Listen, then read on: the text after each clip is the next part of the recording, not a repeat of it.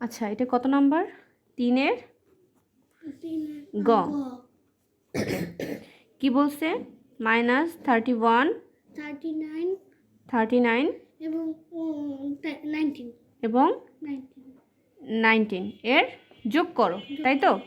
তাহলে -31 plus 39 plus 19। এবার আমরা কি জানি? যোগগুলো যোগ করে, যেগুলো প্লাস চিহ্ন আছে সেগুলো যোগ করে এক সাইডে নিয়ে আসবো। তাহলে +39 এবং +19 যোগ করলে কি হয়? এখানে 18, 8 1 2 2 আর 3 5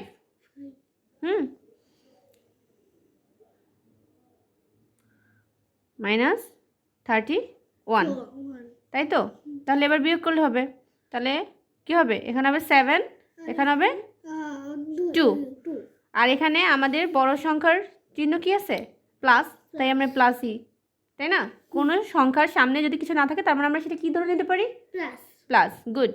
তাহলে এটাই আমাদের অ্যান্সার। কি কঠিন কিছু না, বুঝতে পারছো? কিন্তু এই জায়গায় 2টা প্লাস হয়েছে কেন?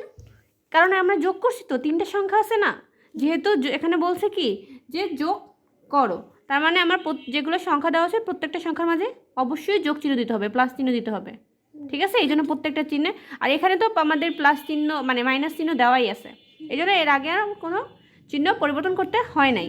এবার এইটার কী করতে হবে? যোগ প্লাস চিহ্ন দিয়েছি, আবার এইটা যোগ প্লাস চিহ্ন দিয়েছি, বুঝতে পারছো? আচ্ছা, থ্যাংক ইউ।